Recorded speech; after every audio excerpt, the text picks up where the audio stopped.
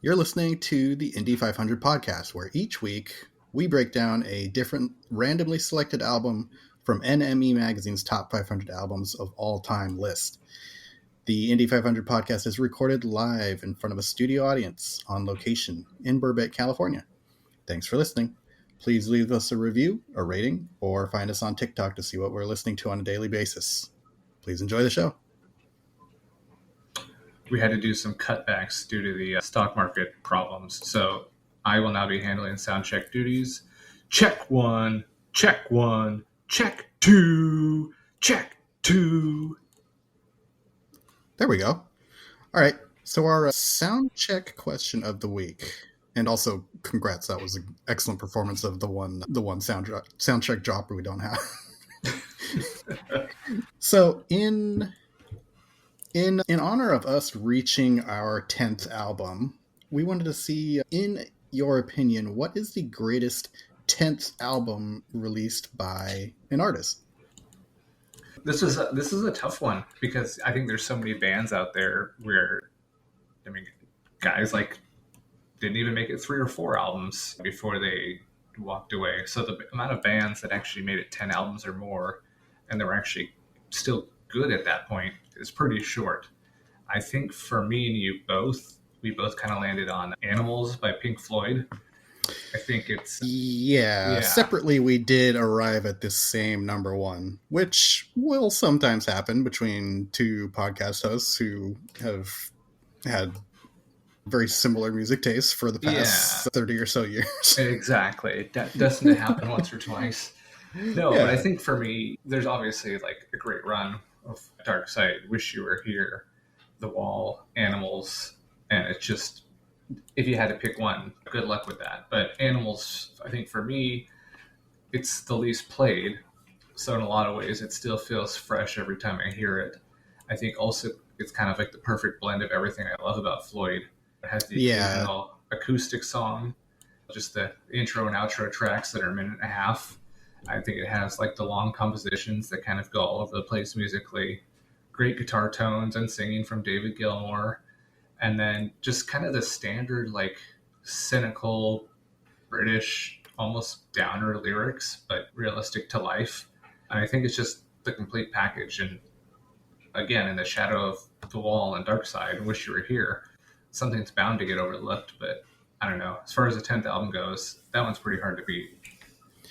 Yeah, I had a lot of the same feelings where it's kind of, if I'm handing somebody in who hasn't heard Pink Floyd an album, I'm going to say, check this out and like, tell me when you listen to it, like, what is the thing that jumps out at you as being really good on this? And I can direct you to another album that's going to have a lot more of that. Like if you're into kind of the formatting of it, there's Wish You Were Here that has the same kind of like framing device. If you're into kind of the slick, almost kind of jazzy melodic sound, you can go to Dark Side and find a lot of that. Yeah. If you're into like kind of the a feel for the theatric on some of it, just go jump over the wall. Pretty easy. Yeah. If you're into like the story being told by dogs, that's where I take you. But yeah, like I chose that one as number one because that's one of the albums that I feel like got me into listening to music on a kind of a deeper level. Like I used to, back in like high school, I used to fall asleep listening to albums, and I think that was maybe the time where I was giving like the most concentration to listening to something because it would just be in the dark and like that's really all I had. Yeah. And I've really loved it ever since. Like Dogs Part 1 might be my favorite song from them. It's so slick sounding and it kind of creates a mood, and it's got great lyrics about like human behavior and kind of interaction being warped by capitalism, which I'm into. I also always remember during one of those listening sessions, like for the first time hearing Roger Waters' voice blend into the synth. Yeah. I want to say is it on Sheep? Well, Yeah, just during I know. during one of those night sessions, like I heard that and I was like, wow, like what a great idea, like what a great Hmm. execution, and it's like that's like the exact kind of neat experimental thing that like I love Pink Floyd for. So It's yeah, experimental, but like flawlessly put into the music. Like, it doesn't stand out in a weird way. It's just like that's fucking cool. yeah. Some of the runners up I ran into, I saw Bob Seger's "Stranger in Town" is a 10th album apparently, Mm, which has Hollywood Nights and Old Time Rock and Roll, which are two tracks that are yeah. pretty hard to beat. I saw Bowie's Station to Station as a 10th album, and I think I don't know, like when I was looking these up, it's always kind of so it kind of depends on what people consider an album sometimes and like how they're counting, but Yeah. and I feel like either I or you bring up Station to Station at least once per episode. So it's just kind of it's on a little bit of a Chapel Rowan streak. Exactly. It's running with it now. Yeah. And then the only other one that I really thought was challenging animals is Tom Petty's Wildflowers, Hmm. which is like that's a real kind of latter day like statement album from a guy. But I didn't want to elaborate on it too much because I was going to bring it up a little later in the episode. So Okay, yeah, for sure. did No, you have any's that were kind of almost there? yeah, I think Exile on Main Street is just kind of worth calling out because arguably it's the Rolling Stones' kind of ascension from punk rocker, blues rocker musicians into like full fledged, let's do a little blues, a little country, a little pop, a little this, a little that. So really just kind of the Rolling Stones finding their songwriting chops. I also think U2's All That You Can't Leave Behind, again, we're kind of in the era of like U2 bashing and whatnot. But the hugeness of that album after kind of the 90s experimental U2 stuff, how many Grammys and how many number ones did they have with that album? It was just everywhere, huge, and great songs too. This is, Yeah, I was kind of shocked that Exile on Main Street is one. There's like a lot of there's a lot of those bands where like they're like getting to a 10th album almost seemed a little more normal for mm, some of the big classic bands, but like yeah, for most people that I saw, like number 10 always is landing in an interesting era where like I mean obviously you're definitely established, but like a lot of people would be trying something new or they may be hitting like a second wind. Like yeah, well, I encourage everybody to go out and Google like 10th albums from artists or whatever and just seeing what came up, because like I feel like the first time we thought about this question and looked into it, we were looking at pretty much every single album on there going like wow, really? Like oh, right. another one you found and brought to me was Yoshimi Battles the Pink Robots by Flaming Mm, Lips. I was like that's a 10th album, huh? Like yeah. right. And that just kind of, for me, like highlighted in a way how little I know about the Flaming Lips. I mean, I knew about Yeah. Soft Bulletin and everything, but to think, I would have figured Yoshimi was like their third or fourth album, not their 10th. So, I mean, No, yeah. huge amount of work. Yeah, and I personally didn't dive too hard on bands like Ween or the Dead or some of my personal favorites. I think you mentioned Shakedown Street was the Dead album that was number Yeah, I was gonna 10. say the Dead probably hit 10 what like 2 years into being a band. So, Yeah, exactly.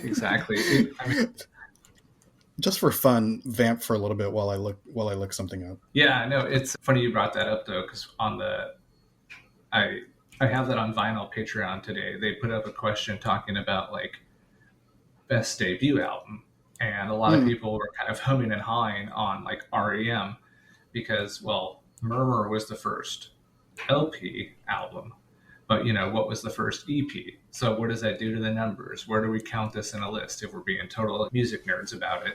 Like, okay, is that actually their 10th album? Is there actually their 11th album? Because they had an EP mixed in there. Okay, the Dead had like 500 bootleg live releases and a couple official ones. Is Shakedown Street actually their 10th album, or is it like 53rd? So it's kind of funny to gauge that and see where it all lands. Yeah. Okay. So what I was looking up that I wanted to run by you was, do you know what the 10th album from King Gizzard and the Lizard Wizard would be? Can you so they're a famously prolific band, just constantly putting out albums. Any guesses as to what number 10 might be from them? It's one I haven't heard. I remember that much. Okay, it's called, or if I have, it's been like, it's called Murder of the Universe. No, really? Yep, that's number 10. Okay, I've heard that one 1,000 times. Okay, so they started in 2012, and it only took them 5 years to get to number 10. And in that same year of 2017, they put out 1, 2, 3, 4, 5 albums. So there you go. Like, yeah, think about that. And now, where are you seeing that detail? I'm curious. Oh, I was pulling that off the Spotify on my phone here. So I mean, I would not be shocked if there were even sub albums or albums that they put somewhere funny that didn't end up on Spotify or whatever. Yeah, no, because I feel like I looked that question up the other day and I couldn't remember the name, and I was just thinking like, I've seen that title, but I hadn't heard that album. Yeah, so there's probably releases in between that aren't either may or may not be albums, or maybe. Let's see where we're at. That's a band that I'm trying to think of anything comparable, but like, yeah, they make a point of trying to put out a ridiculous number of albums. Yeah, Zappa-esque almost in that way. Like, we're just going to keep writing and writing. Yeah, I guess it's Murder Universe. Okay, that's a good one. I think that's a good place. I think that's a good place to leave on it. All right, hit me with the intro song. All right. At the Super Bowl, Drake got dissed. Our next guest, he wrote the list. And it's a podcast and you will love it. It's the Indy 500. I wanted to debut one new segment today that actually I've been wanting to do for a little while, but corrections and errors from previous episodes. I may go back and listen to old episodes to gather more of these up, but I had actually 2 from last episode that were pretty major, so I wanted to drop them here. The one thing we found out was that the last 3 tracks that we thought were officially part of Aztec Camera's Highland Hard Rain are actually bonus tracks. So Spotify doesn't list it that way. But Haywire, Orchid Girl, and The Queen's Tattoos are all apparently not part of the official album, and the official album ends at Down the Dip. So I was going to ask, does that change how you thought of last week's album at all? No, because as of right now, that's like the only version I have of it.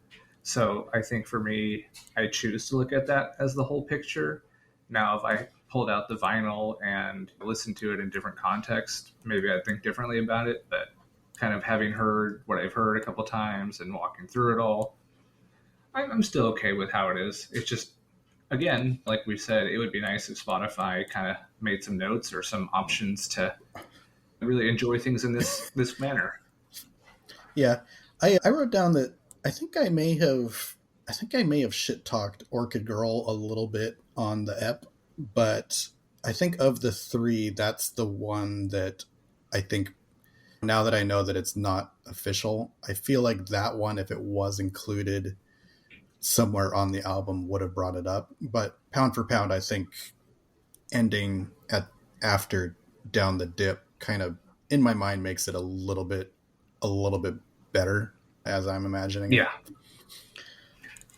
And the other omission or correction I wanted to mention was last week I had talked about Arcade Fire having new stuff and talked them up a little bit, but had failed to mention that their lead singer or lead guy, Win Butler, is in the midst of being credibly accused by 5 different people of sexual assault. So he can go eat shit. But I'm also, I guess, glad to report that their new single is just as shitty as their last two albums have been. So, like, you don't have to feel nobody has to feel too conflicted about setting him adrift. Yeah, there's no excusing the artist to enjoy the art really needed on this one. Yeah, it does make me wonder because their last bunch of albums have been very, like, electronic forward, especially for a band that kind of made its bones on being a gigantic collection of people who are all playing at once and making kind of a wall of sound thing. Like, I wonder if maybe he's not able to get all the people in the band together because they just don't want to be a part of it right now. Burn some bridges and no, could be. It's a good possibility. I mean, I don't know. Can't blame them. But either way, like I said, the new one doesn't sound much better than anything else. So, oh well. Well, what I'd like to know, have you seen the new Tron trailer yet? Did anyone see the movie Tron? No. No. No. No. No. No. No. No. No. No. No. Yes. I mean, no. No. Okay. Well, it sounds like most of the. Well, I definitely haven't seen the movie yet. No. Okay. Well, we'll keep checking in on a weekly basis to make sure we don't miss talking about that one. All right. So, Mr. Brady, this week's album, of course, was Led Zeppelin 3, the number 173 album on Enemy's Top 500 list. Besides that, what kind of other listening adventures you've been on this week? Yeah, Aztec Camera was kind of hard to let go of. I still had some tracks still playing from that one. I was inspired to start looking up some of the just like cowboy chords versions of being able to play a lot of the songs. And a lot of them are pretty crazy. Like the chords for The Bugle Sounds Again looked pretty daunting and stuff like that. So yeah, I think I may print some of those out and try and just practice them. Another pretty regular pop-up in my listening habits that came back was Mr. Tom Petty and the Heartbreakers. This time in particular, and I can't even remember how it came up, but this time in particular is their album that doubles as a soundtrack to the romantic comedy movie She's the One. I really like the first track on there called Walls-Circus, which is a really good track. There's also another one on there called Change the Locks, and one more called California, which became kind of a staple for him going forward from there. Mr. Rick Gratzer contacted me with his one allotted phone call allowed per week from his whole in rural Idaho to tell me that album is actually basically all extra tracks recorded during the Wildflowers album sessions. Oh, wow. Which makes sense because Wildflowers has kind of a very consistent high quality all of the songs, so I'm not shocked to find out that there's like a whole nother album's worth. It was like another, speaking of prolific, that was like a prolific period for him of really good songwriting. Like that's just a great little mini era. Had to make some cuts somewhere, but yeah, cool that it got to see the light of day. Yeah, I also gave Father John Misty's first album that he did under that moniker a listen, an album called Fear Fun, which I liked a lot. The sound of it still kind of has half a foot in the whole like Fleet Foxes thing more than other things I've heard, but it's you can see pretty clearly like the vision for what he wanted to do going forward. And like everything I've heard from him so far has been like really enjoyable. Yeah. Yeah, it's such a fun take on kind of like he loves to be almost a crooner personality with this, indie Beach Boys vibe to it, but also kind of tongue-in-cheek lyrics and not afraid to drop an F-bomb or a story about tripping on acid or whatever it may be. So it's kind of a fun medium point of a lot of things, I think. Yeah, I'm trying to think of who else like writes lyrics like that. Like it's almost Ween-ish sometimes. There's something funny and like storyteller-ish about it. I don't know, it might just be something unique, but yeah, I'm kind of racking my brain. Like I feel like there's one or two people I could bring up, but maybe not. I would agree because it's all kind of like based in truth story writing and just kind of like, this funny thing happened to me today. I'm going to turn it into a really cool story through a song. Yeah, and the one you gave me, like, it sounded like he had made a habit of like writing songs about things that are almost too personal. Stuff that he's like, I don't know, maybe I shouldn't have written about this, but made for a good song. So yeah, here it is anyway. I also had two other items, but I want to see if you bring them up. So I'm gonna throw it to you and see, what have you been listening to this week? Okay, so the first thing I'll say that I was listening to, and I gotta kind of shit on one of my loves, that's pro wrestling. So the wife and I got to go to WWE SmackDown this Friday night and be seat fillers and get some really great views and watch the matches up close, and it was super fun. But I will tell you, like, most wrestling theme songs are absolute garbage. But the worst part is how many people know every single word to them, will sing aloud to them at the top of their lungs for 3 or 4 minutes at a time. And like, they just keep going. So again, I know this isn't exactly like highbrow entertainment here, so I shouldn't expect too much out of it. I can't imagine anybody walking out to like a prog epic, but at the same time, like, it maybe a step above Nickelback at best on some of these things. Like, not very good. Yeah. Like, well, I think like Cody Rhodes, I think a lot of it stems from back in the day. Vince McMahon didn't want to license real music for walkouts. So there's this whole era of boxers walking out to Mama Said Knock You Out. Manny Pacquiao was always walking out to Thunderstruck by AC/DC. In the UFC, they'll license stuff and they'll let people come out. Yeah, gosh, I'm trying to remember the only one in the wrestling is like CM Punk coming out to Cult Personality. Yeah, like, that's a great song. Which it's one of my favorites. I don't know how much that probably didn't cost much for them to. I mean, they've made so much money off of re-recording it. I think at WrestleMania weekend that's coming up, I think they're playing like the WrestleMania party in Las Vegas. So like, yeah, they're still living and eating quite well off of that song. So I gotta appreciate that. Yeah. So yeah, again, unashamedly, I love wrestling. The music, it's not good.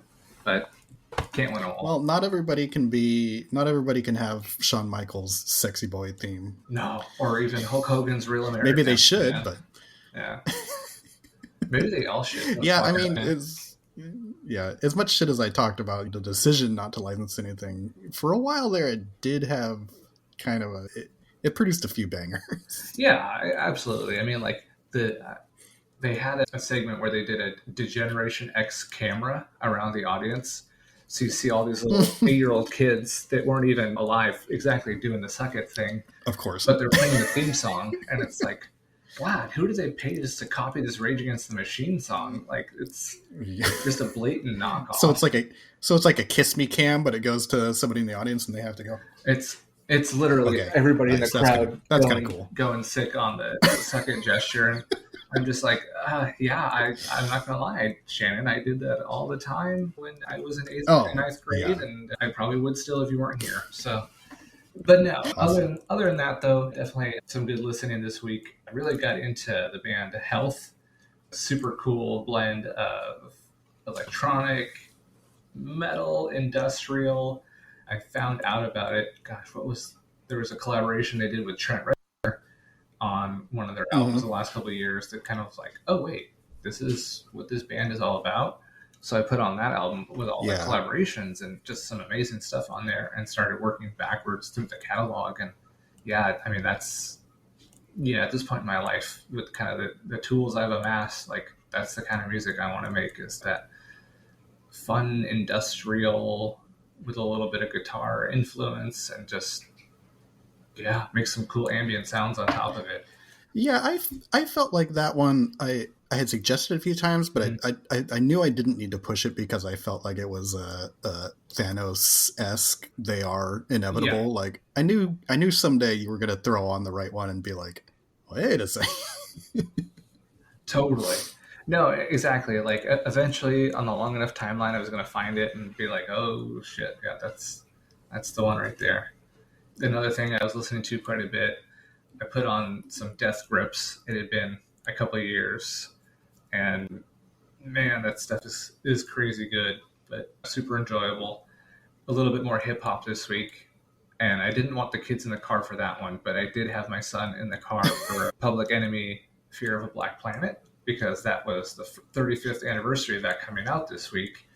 So I wanted him to hear it. Yeah, you gotta educate the children. He's been so into Parappa the Rapper lately that he's kind of liking that hip hop sound. So we're listening to some of these songs, and he's like, "That's a Parappa beat. Oh, that's a Parappa beat right there." And I'm like, "Okay, man, go with it. Cook, like throw down some rhymes or something." So next thing I know, he's like doing all the Parappa raps over like these Public Enemy beats, and it's like, okay, yeah, you got something going on there, buddy. I dig it. And yeah, I mean, awesome. Kind of as for the episode, diving into all the Zeppelin and all the articles saying, "Oh, this is the best. This song. This is the best acoustic. This is the best blues song." And then I have to go back and check what was my opinion of the best bluesy Zeppelin song, the best folk Zeppelin song, the best metalish. So a lot of Zeppelin. Okay, so you didn't hit either of the two that I thought we were going to. There was kind of two, I would say, atomic bomb releases that came kind of late in the week. One of them more for me, and the other one definitely for both of us. Okay, so the first one I was thinking of was the band Pulp have a new single out, which is they're going to be from their first new album in, I believe, 24 years. Wow. Yeah, I think that's right, because the last album, We Love Life, I believe, is 2001. But they have a new single out called Spike Island, and it's really good. Yeah, I enjoyed it. I'm very much looking forward to the album. I hope they don't leak or put out much more singles, because there's like 2 months left, and I don't know if I'd be able to resist listening to them, and like I mentioned last week, like ruining it for myself. Yeah, having heard half of it before it comes out. Yeah, but that single was really good, so I don't know. I'm sure things will be fine. So this is me having a lack of knowledge. You said 2001 was the last one. Was it basically just Jarvis Cocker releases from that point on, or? Yeah. So after that, he does have, I believe, 2 or 3 solo albums, which are still very Pulp-esque. Yeah. His voice and his lyrics are a gigantic portion of that band, and it continues on in those solo albums. But it is kind of the full band together does have a little something that you never quite got, which may have been on purpose. He's probably looking for something new to do, but yeah, like the new single sounds much more like We Love Life than like a Jarvis Cocker's solo release, like Further Complications or something like that. Yeah, I really like his solo albums are really good. So if you're looking for something, if you've exhausted yourself on Pulp albums and need something else, like that's definitely somewhere to go. I was gonna say he has a really cool music video that I love for one of his solo tracks called "Don't Let Him Waste Your Time." Check out the music video for that. It's really cool. That's the one in the car, right? Where he's like a taxi driver. Yeah, correct. Yeah, where he's like basically the conceit is that he's like a taxi driver who picks someone up, and it's like from the POV of the person that he picked up, but he's leaning back and like singing it to the person in the back seat as like his car like drives through people and like bicycles and stuff and rolls off hills. Like it's pretty fun. No, it was a good one. And I think you're aware of what the second Atomic Bomb release was this week, so I'll let you reveal it. I sure am, but I forgot to write the album title down. But the Mars Volta. Oh, jeez. Yeah. In their it's Les Ojos, in their strange kind of last few months, they debuted this album in its entirety in the first stop of a concert tour, and then really did no press, so to speak, about it. But now we have a brand new album from them that dropped on Friday. Pulling up the title here, making for good podcasts. Oh, I've got it. Forgive my non-Spanish. I feel like I feel like we read what that translates to. It's the eyes of the second part is the eyes of something, but yeah. Apologies, I never took any Spanish. I never took it, but I learned it working, and I learned a lot of potty words. I'll just leave it at that. Yeah, that's to be expected. I will admit I've only actually taken down half of the album. There's a lot of tracks. It only comes out to like 49 minutes, but I got about halfway, and I think I ended on a track called Voice in My Knives, which was, that one was really cooking. Like, you know, their last two albums are very different from what their discography. I mean, no two albums of theirs are the same. If anything, you may have two in a row that are kind of close, and then after that they'll take like a right turn. So like these last two have been no different, even though they're after a big break.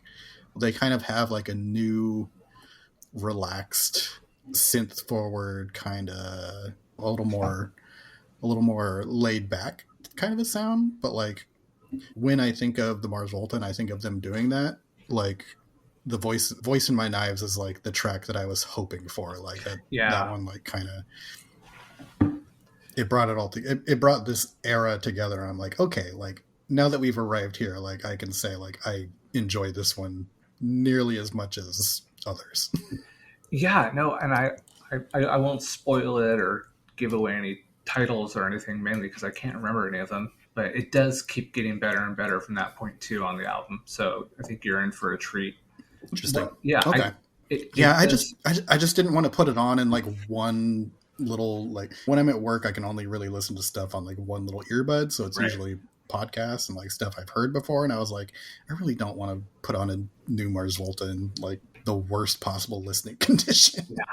You got exactly. I mean, for a band we love as much as that, we got to do it right. And no, I mean, I was lucky enough to be able to play that one loud and really enjoy it. You kind of just this, you never know what they're going to turn into next. And if they had decided to call themselves a completely different band name with the sound they've had in the last two albums, I wouldn't hold it against them.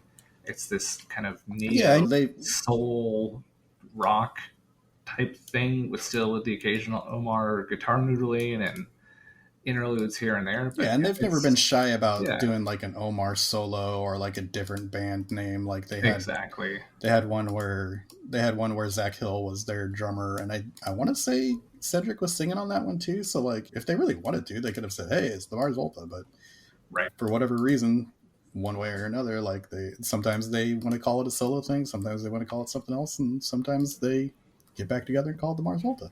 Totally.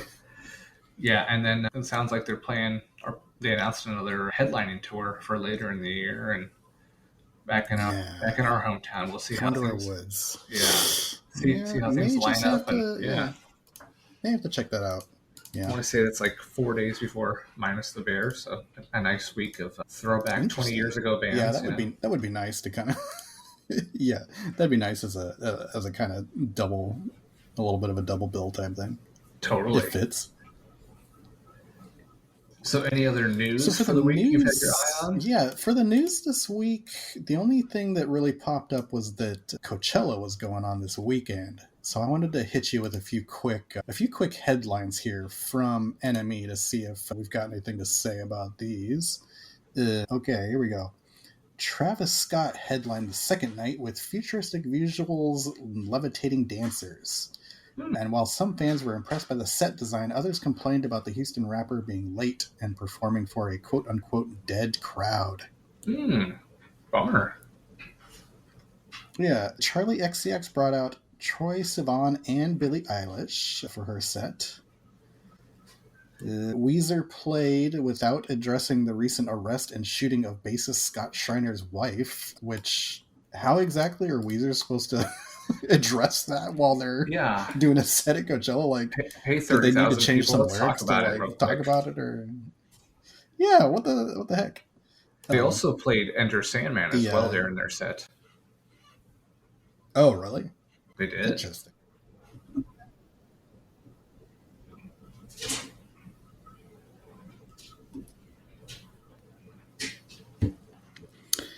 Another headline says, watch Missy Elliott transform from a car into herself for a hit-packed set at Coachella. That might be one we have to look up on YouTube. Yeah, I need to figure out what the hell that even means. Yep, the first night was headlined by Lady Gaga. Fans have said that the performance, which came complete with gothic visuals, a chessboard dance battle, and several skeletons, was the, quote, best Coachella show of all time. I also heard that she did some of the newer stuff in like some darker synth sounds. So for guys like me that were maybe expecting a little darker twist after her saying it was kind of her industrial Nine Inch Nails album, it might actually be what we want. Yeah. And I did see on Spotify something popped up where there was a remix or a redo of Abracadabra that said it was a remix by Gesaffelstein. So I didn't pop that on just yet, but I wonder if that is in the vein of what you're hearing about there.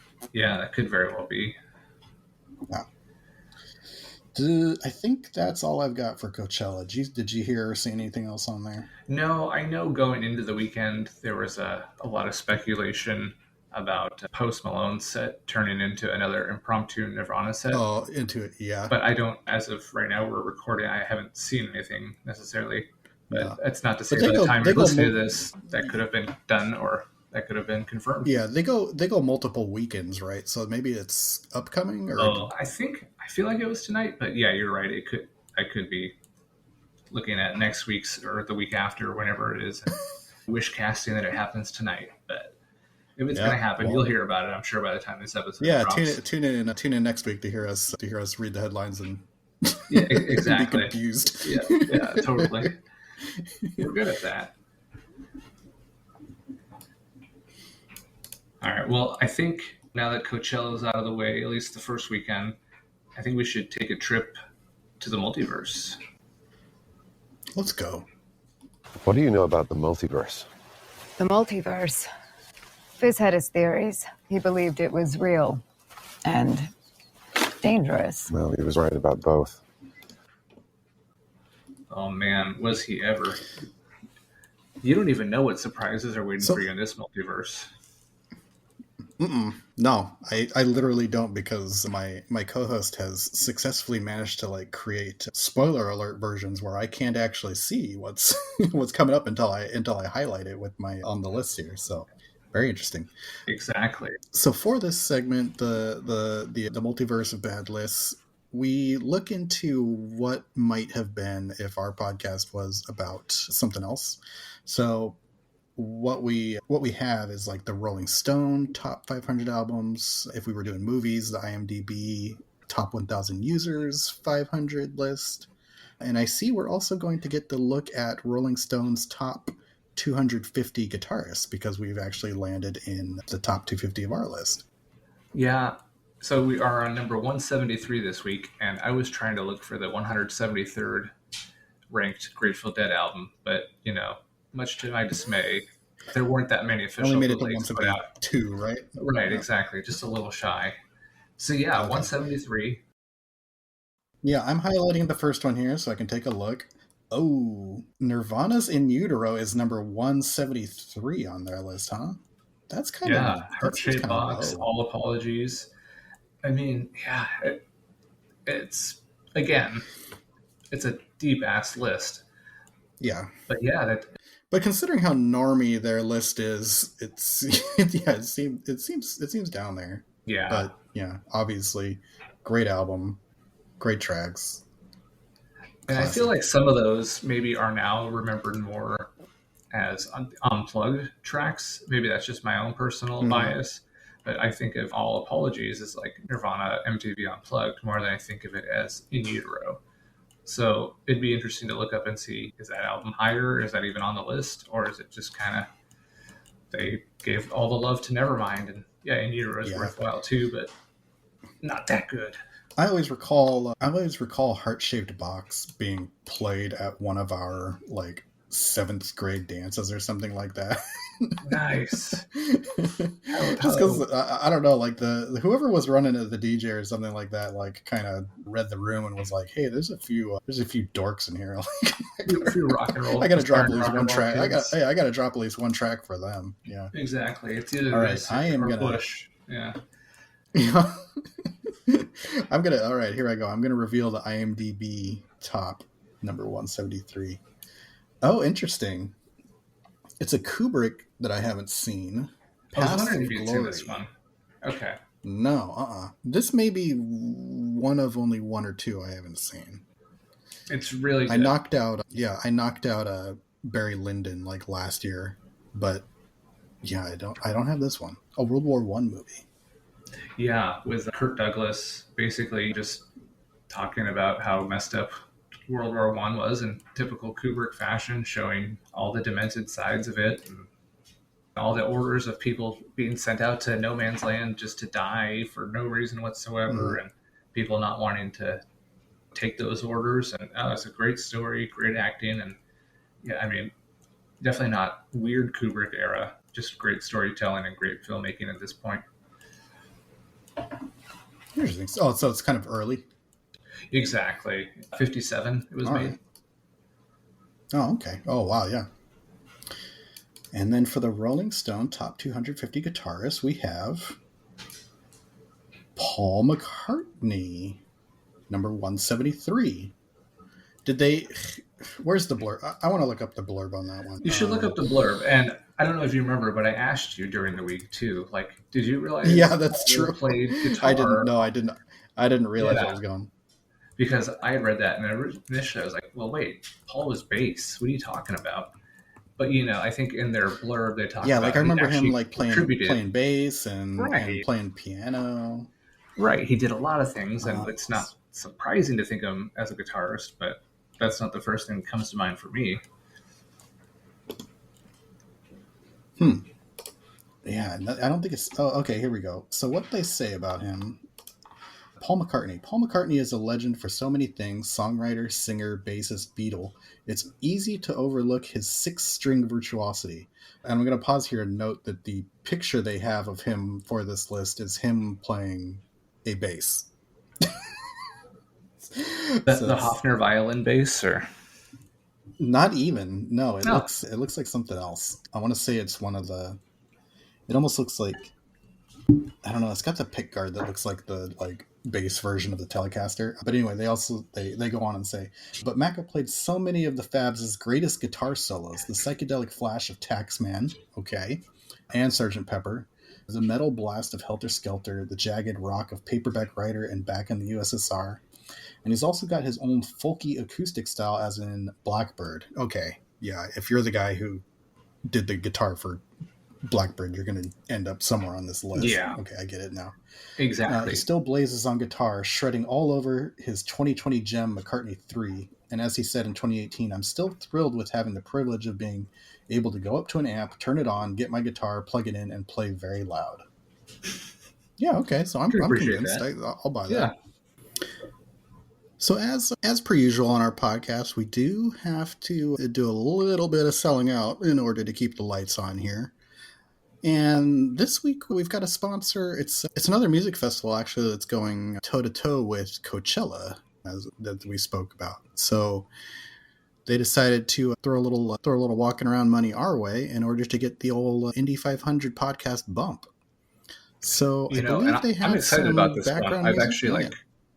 I've actually heard of people on this one. So yeah, this one's actually pretty cool. I'm planning on going when they come through. Get ready for the Estra Generation X Monster Truck Tour this Saturday at CenturyLink Field.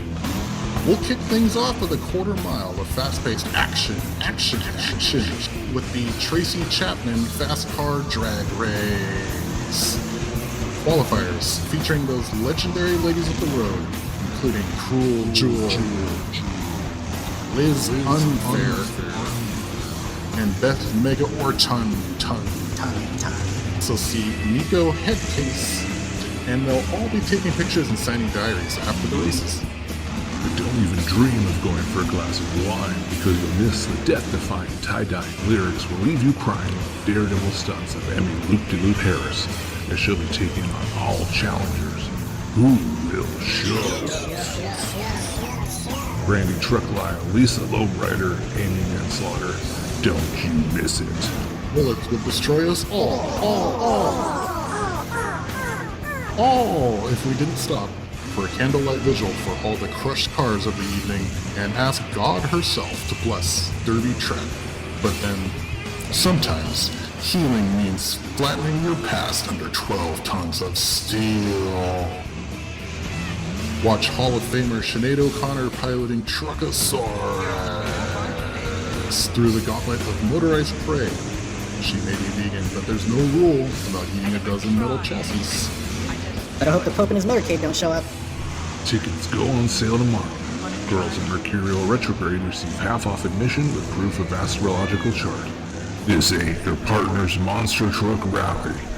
Natalie Merchant of Destruction, V6 pence none the richer. Martina McBride of Satan, along with Tegan and Sarah and Bigfoot, will all be nitro burning and jumping over the 25-foot wicker mansplaining statue in the middle of the track. Sisterhood, horsepower, Acoustic guitars. catharsis.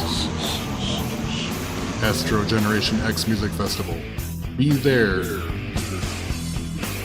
Or be bringing down the patriarchy. Yeah, when I heard that Sinead O'Connor was going to be piloting Truckosaurus, I bookmarked that as something that's not to be missed. That's compelling for a lot of reasons. I mean, mainly just to see what shape she's in right now, honestly. But yeah, I'll be there. I'm there for V6 and Unpence the Richer, honestly. Yeah. A lot of our ad reads take place in it happens a lot after we read the multiverse list, so you have to kind of keep in mind that some of these events may be they're coming from different timelines where perhaps certain lady folk singer icons did not die. Totally. I mean, that's peek behind the curtain there, folks. Give me the context here for the release and times of Led Zeppelin 3. So we are looking at October 5th, 1970. So the day before, October 4th, singer Janis Joplin had died of a drug overdose at the age of 27. Another one of the prominent members of that 27 club. On October 9th, in world news, the Kingdom of Cambodia, was proclaimed as the Khmer Republic, escalating the Cambodian civil war between the government and the Khmer Rouge. The number one song on the Billboard Hot 100 at the time was Ain't No Mountain High Enough by Diana Ross. The same week, PBS became a U.S. television network. The number one song in the UK was Band of Gold by Freda Payne. I don't know that one, do you? I don't know that one either. I might have to throw that on and see if it sounds totally. Familiar. It is the UK though, so they might have been on something. Exactly. I mean, we find that happens a lot around here. The number one movie at the time of the album's release was MASH, which later became a TV show. And it was then dethroned by Hello Dolly, starring Barbara Streisand, Walter Matthau, and Louis Armstrong. Interesting. In politics, we had Robo Nixon in the office, Sir Edward Heath running things into the ground in the UK, worsening relationships with the IRA, kind of setting the tracks for Thatcher economics and all the other fun stuff from that time frame, and Nikita Khrushchev running things in the Soviet Union. So that is a brief look at October 5th, 1970. Yeah, that's interesting. I feel like the IRA is also in the Chappelle Rowan Station to Station club of strangely getting a shout out basically every episode, even though we are not we're not primarily an IRA podcast. We're not against it. We're also just not specifically for it. Yeah, correct. Yeah, exactly. Actually, I feel like maybe in episode 2 or 3 ago when we were mentioning Margaret Thatcher and them, I may have declared us for it. So, I mean, it depends who's asking the question, but yeah, I'm behind them. Now that we've got kind of the soup that this album arrives in, I've got the privilege of giving you a little more info of the kind of story of its making. Yeah? You ever get the feeling that Benjamin's not one of us? Good call. It's as if Benjamin wants us to be liked by everyone. I mean, Led Zeppelin didn't write tunes that everyone liked. They left that to the Bee Gees. Didn't write tunes that everybody liked. Yeah.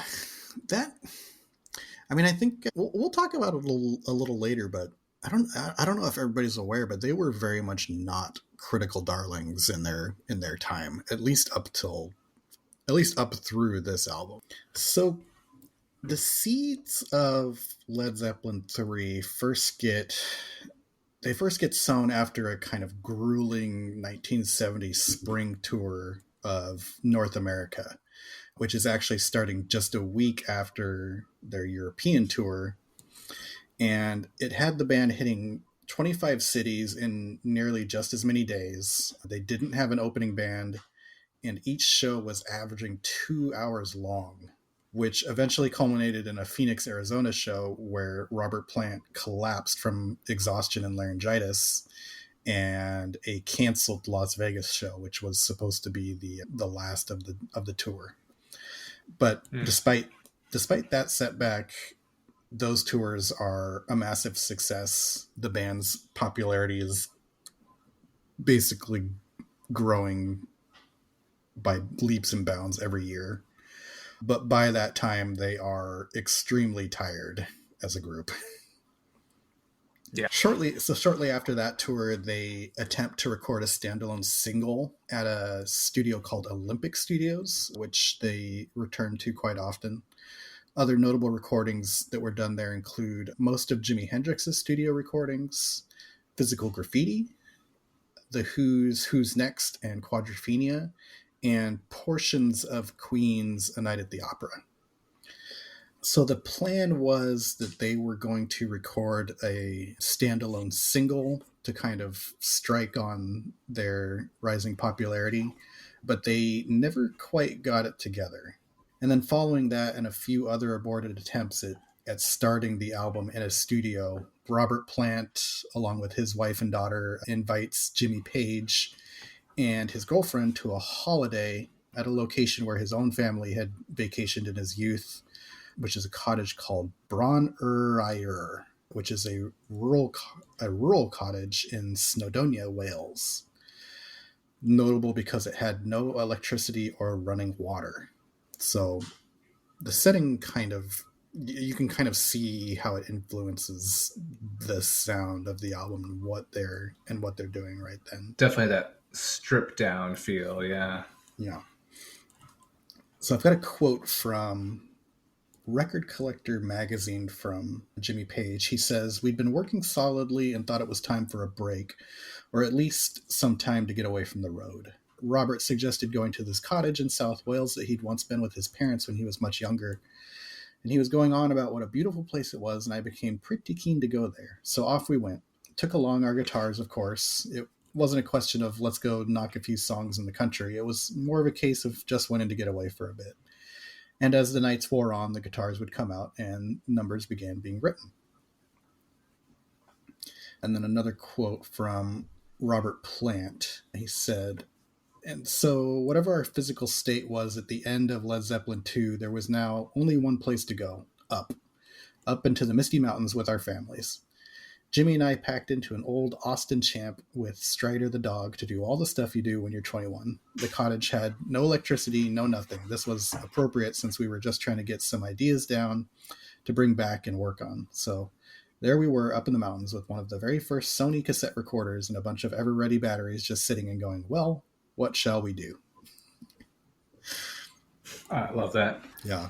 Various accounts kind of confirm a more relaxed scene. There's stories of them buying local goats, meeting local fans who would come by on motorcycles, who then would welcome them to come fish on farms that were nearby them.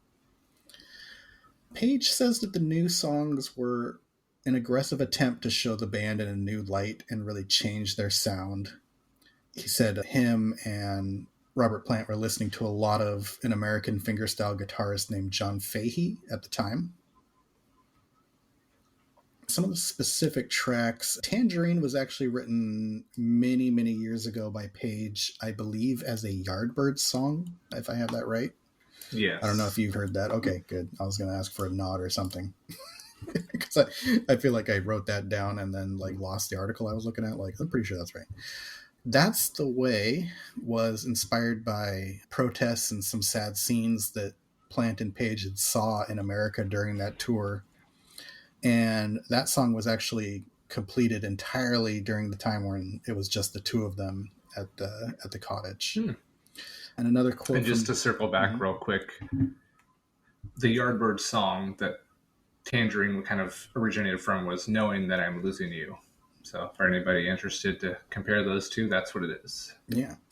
Another quote from Jimmy Page. He said, Since I've Been Loving You, we wanted to do a blues track that wasn't 12 bar because we had done that on the first album.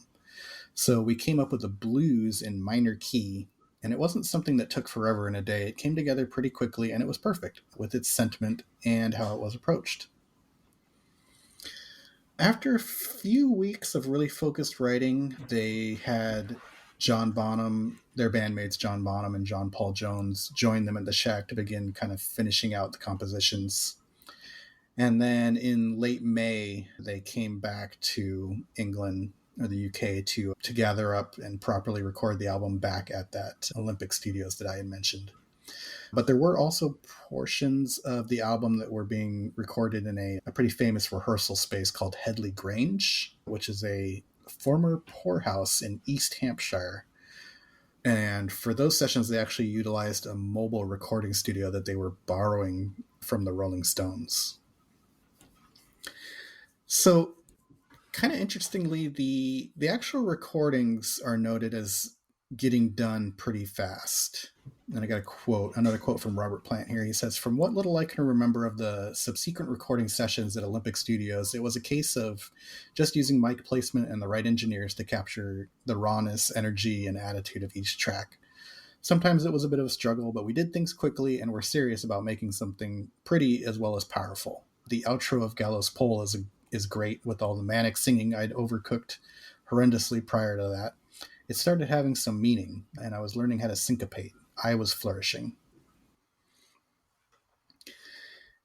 And then Andy Johns, who had worked with them on Led Zeppelin 2, is quoted saying, "Those guys worked really fast. You could get 2 tracks in an evening and not even be working too late."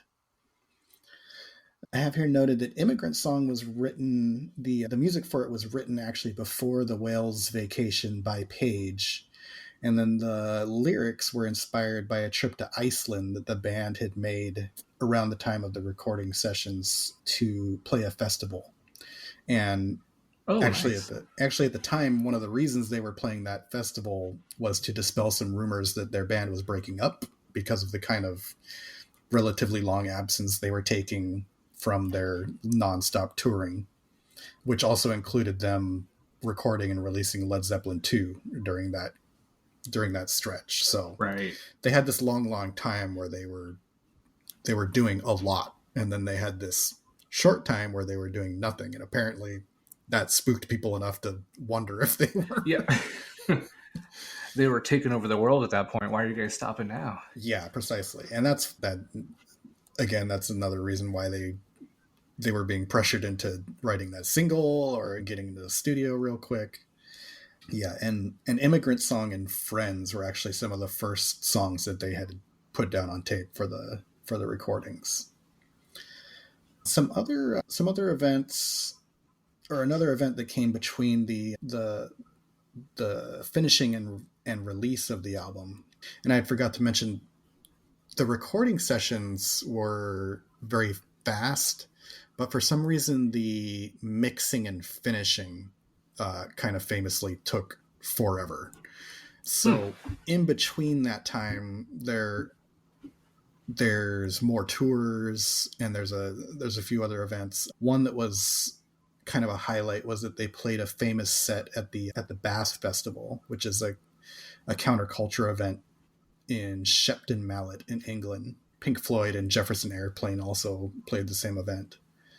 What I had written down here, the magazine Melody Maker reported, quote, Led Zeppelin stormed to huge success at the Bath Festival. About 150,000 fans rose to give them an ovation, and they played for over 3 hours. Blues, rock and roll, pure Zeppelin. Jimmy Page, in a yokel hat to suit the Somerset scene, screamed into attack on guitar. John Paul Jones came into his own on organ as well as bass, and John Bonham exploded his drums in a sensational solo, and the crowd went wild, demanding encore after encore, which eventually totaled 5 encores. Wow. Yeah, their manager insisted that they get to play during the sunset, and he actually achieved that by pulling the plug on a band that were playing right before them. John Bonham is quoted about that show saying, "The atmosphere was fantastic, really, when you consider that it was cold and windy. And even when it rained, everybody sat through it and could still be happy. I didn't think you could get an atmosphere like that at a concert." So Peter Grant, if you get to look into him very much, and some of the books I read about the band and some of the documentaries I've seen, he is just a hell of an interesting character. He's basically like this big 400-pound mobster turned band manager that will just like strong arm his way to getting anything that Zeppelin wants done. Like, these guys can go live their life, do whatever, but he is just gonna, like, you don't get in his way. He's kind of like a beta Suge Knight or something like that. I mean, he will beat the shit out of somebody. He will make the threats. He'll pull a plug. He'll pull a gun. You name it. He was a bad dude, but he helped get Zeppelin to where they were. I mean, he almost sounds like the human incarnation of their music. Like, it's very insistent. It's very powerful, and it's gonna shove you the fuck out of the way if you're in the way. If I recall, in the movie they made, The Song Remains the Same in the 70s, there's actually the little vignettes in between some of the songs, and he actually was portrayed as a 1920s Chicago-style gangster with like a Gatling gun and everything like that going on. So, like, no wonder I had that association off the top of my head. But yeah, I mean, he was, some of the stories about him, he was a hell of a dude. Yeah. And as I mentioned, they did more tours. They did another US tour in between, which again saw them getting more and more popular. They started to play songs from this album before it came out on the tour, and they said that On the Tiles was especially a big hit on that tour. The mixing and mastering process kind of came to a head during that same US tour. Page was he wanted to produce the record on his own, but once it got to that point, him and various engineers in the US were making attempts, and he finally asked an engineer friend that he knew from Memphis named Terry Manning to just take over for him. So I've got Terry Manning here in a quote saying, "Jimmy asked me if I could finish the mixing and editing and mastering in Memphis. The band had a major tour going on, but the album still wasn't finished, and I was delighted to do this. I was working at the old Ardent Studios on National Street. Most of the drum and bass work was already done. Page would sometimes come with Plant and sometimes on his own, aside from Peter Grant, who was always with them. I was totally blown away by the music itself, and I already loved the first 2 albums. The switch to adding more acoustic music worked really well. And Since I've Been Loving You was done in one take through a forgotten brand amplifier that belonged to whatever group had been previously recording in the room. No knobs, tones, sounds, etc. Truly plug and play, and that's how good Jimmy Page really was." So I'm definitely going to take a break here and advocate real quick that if you don't know a ton about Zeppelin, go watch the new documentary they just put out, Becoming Led Zeppelin. It talks a lot about how Jimmy Page and John Paul Jones were these huge studio session guitarists for years, and kind of to the point you brought up, they had all these friends around the world in studios doing engineers because they were considered like consummate pros. They could come in and lay down anything you wanted, and they probably could have lived their entire lives just making tons and tons of money doing the studio gig, but instead they decided to go out on their own, define their own sound, and make Zeppelin. So awesome documentary. If you guys get a chance to see it, highly recommend it. Yeah, I just the story of studio musicians themselves and bands like Toto, who I believe are that's the Luthiker guys bands, like that era and the evolution of studio guys into names, or even just studio guys who remain studio guys and kind of go through that golden era of being studio guys. It's such an interesting story. I think I had actually watched a documentary that was specifically about them, but of course it kind of... Was that Hired Guns, or was that a different one? I believe, yeah, that sounds right. I was gonna say it kind of blends in my mind with the yacht rock documentary, just because so many names cross over from one to the other. Totally. But back to Zeppelin, the kind of fervor that is happening before this album comes out comes to a head when, during that same U.S. tour, they would at one time fly back to England, and they would accept the Melody Maker magazine award for World's Top Band, which was actually them dethroning a long run by the Beatles. And wow, that event was actually important enough to land them a TV interview on the BBC about it. So right before the album had come out, it had racked up over 60,000 advanced orders just in the UK. It was definitely, they quoted it calling it the heaviest pre-sale demand of the year. And in the US, it says Atlantic informed Billboard that Led Zeppelin 3 had stacked up the highest pre-orders of any album in the label's entire history. Wow. So when it was finally released in October 1970, it first entered the Billboard charts at number 3 and did eventually take the very, very top spot away from a Carlos Santana album, Abraxas. And one of my favorites. Yeah, me too. I love that one. And as is tradition, kind of, the press had mixed opinions on the album. The reviews and kind of the press reaction is, I feel, where the origin of the Led Zeppelin's gone acoustic thing comes from. I mean, you can look up, it's after this, but there's a pretty famous, the first Rolling Stone interview with the band by Cameron Crowe. They have a section where he's talking to them about Led Zeppelin 3, and I think it's Jimmy Page gives him kudos for Cameron Crowe points out there were already acoustic songs on previous albums, right. and Jimmy Page is like, yes, exactly. So, but yeah, that kind of becomes that. Even beyond that, that kind of becomes the story of this album. Like people saying oh, they went acoustic, where really I think it's more that they wanted to show that off, and they also wanted to blend it in different ways with what they were doing. But it's not like it was something new, something that they had. No, and it's just, I think, yeah, the situation they were in with the cottage was inspiring them. I think a lot of that road burnout.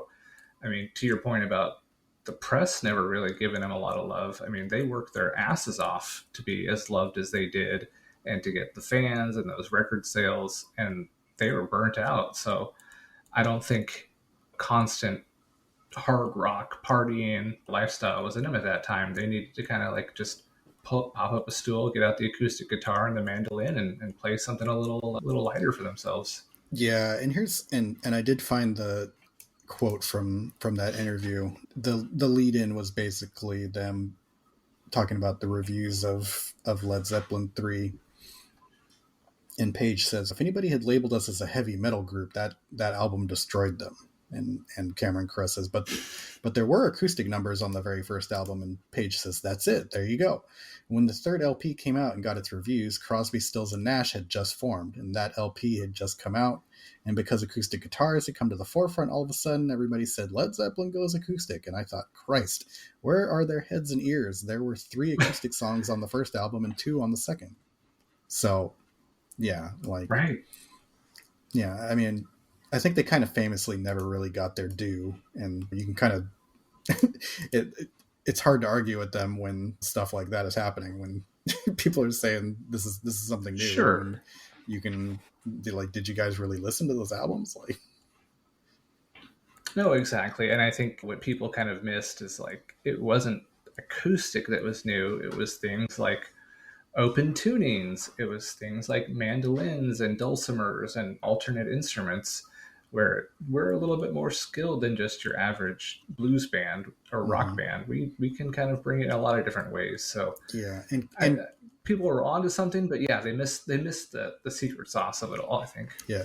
And speaking to that, here's another Jimmy Page quote, which comes from Guitar World, from I believe it's a retrospective, but he says, Led Zeppelin was definitely growing. There's no doubt about that. Where many of our contemporaries were narrowing their perspective, we were really being expansive. I was maturing as a composer and a player, and there were many kinds of music that I found stimulating. And with this wonderful group, I had the chance to be really adventurous. And it was the same for everybody in the band, because with the high level of musicianship and creativity of all four members, we were really able to approach and attack anything. I mean, unless you had anything else to throw in there, I was thinking of getting into our thoughts on the album itself. No, I mean, I think, do you want to get our thoughts, or do you want to run a little track by track? Where do you want to go next? Yeah, we can go track by track, and wherever you want to punch in like a general thought, that's all right. I did have kind of a hot take on track 1 though, so whenever. Hey, we're going to try something a little new this week. Just for those of you that maybe don't recall these songs or haven't heard them, let's play a little segment here.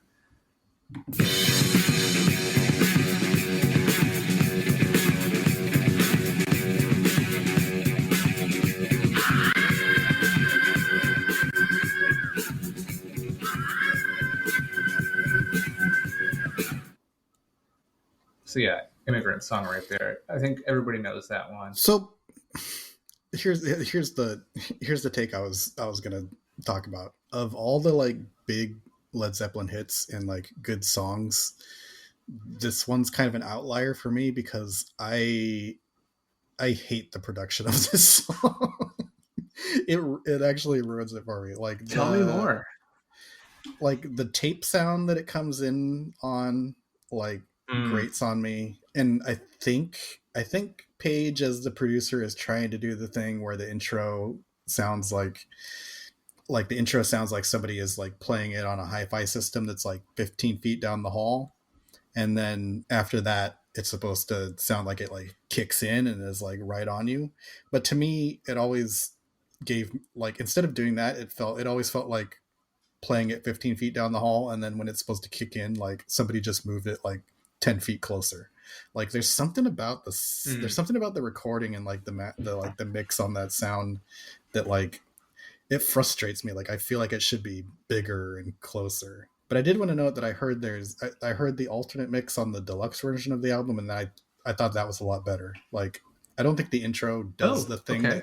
I don't think the intro does the thing that he wants, but the rest of it to me sounded much better. But yeah, like I just feel like that's a song that I want to crank and rock out to, but like for some reason the way that it's mixed, like I feel like no matter how loud it gets, like it is not doing what I want it to. But I don't know, maybe it's just me.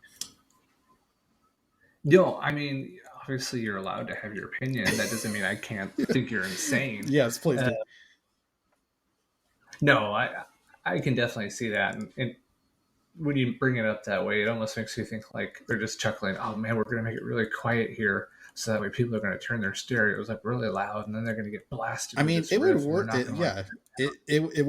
It would have worked on me. Like, and like I'm saying, like I love the song, and I wish it wasn't like that. But yeah, there's just something to it. And it doesn't continue into the rest of the album either, which is odd. I don't know. Part of me thinks that that tape sound at the beginning is like doing something to my head too. Yeah, there's something. I can't imagine the song without it at this point, because I've heard it so many times. Yeah, but like it also adds nothing at the same time. That's part of it. Yeah. It's kind of tacked on for whatever reason. But I do love the song. Like any other version of it, like any other live version or stuff like that, like I'll take 100%. It's just the album version and the one that you hear on the radio. I just wish it was like not on the other side of plexiglass. Right. I don't know. This for me, this song was always kind of like, yes, of course, Black Sabbath is the first metal band. But for me, I always thought Immigrant Song is like the first Iron Maiden song.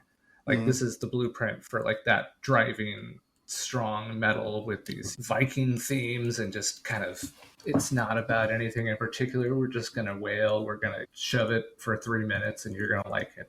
And you're going to enjoy our little tape hiss at the beginning too, mister. Yeah. And it's like the lyrics are kind of, it's almost like a joke. Like they're singing about the Vikings being pillage and plunder. Yeah. Exactly. Yeah. It's got like a double meaning. Yeah. Like I said, everything else about it I love. Totally. And yeah, to your point, there are better versions of it. And yeah, but this is the one we got, I guess. And it's always so funny too to think like, I would say maybe Achilles' Last Stand, which is a song on a later album of theirs, is their most metal. But just kind of, it speaks to the diversity of the band. That the one album that's hailed as like the acoustic album also has like the starts out with like balls to the wall. Yeah, I mean, okay, the rest of it's okay, I'll buy that. But there's songs mixed in that are still pretty rockin' too. So to get that label that it's an acoustic album. Yeah, I feel like that tag is kind of I feel like it must be like a vestigial thing just from the critics and the era and stuff like that, because like if you just put this in front of me and like that would have never been something I would have said about an album that includes Immigrant Song and Out on the Piles. Right. Or Out on the Tiles. No, and I think for me, the Jar of Flies EP that Alice in Chains did, it kind of is a lot of similarities in that, like, yes, maybe the distortion pedals are turned down.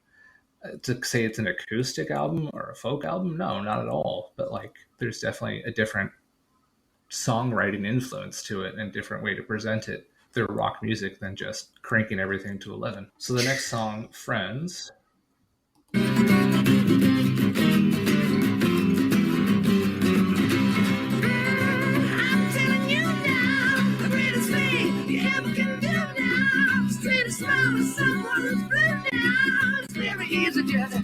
Yeah, and that one, it also introduces something that there's an acoustic sound that Led Zeppelin does that does not sound acoustic. I think it may be it may be either 12 string or an alternate tuning, but there's something that Page does in his playing and that tone where acoustic almost doesn't sound acoustic. It sounds like something else is going on. Well, you've got a good ear because it's C6 open tuning. So non-music folks out there, bear with us. So it goes C, A, C, G, C, E up this guitar neck. That's so wacky. Yeah, exactly. It's very different between that and then there's some string work going on from John Paul Jones on this one where he uses those composition chops. Yeah, it makes for a very different sound, almost like kind of an Eastern vibe to it. They weren't full into their like Indian Kashmiri phase yet, but at the same time, you kind of got those tones of like, okay, this is a little unconventional sounding here, but it's really cool. It's kind of like, I think people say this is where they find the blend of their, they have they kind of have the two poles where they want to stomp and rock out, and then they also want to sit down and do a term that I think I saw Father John Misty come up with, which is sad D&D wizard music. That's a good one. Yeah. But yeah, like this is the album where they find the middle ground that like becomes a signature Led Zeppelin sound. And like, yeah, Friends is a place where you can hear that happening.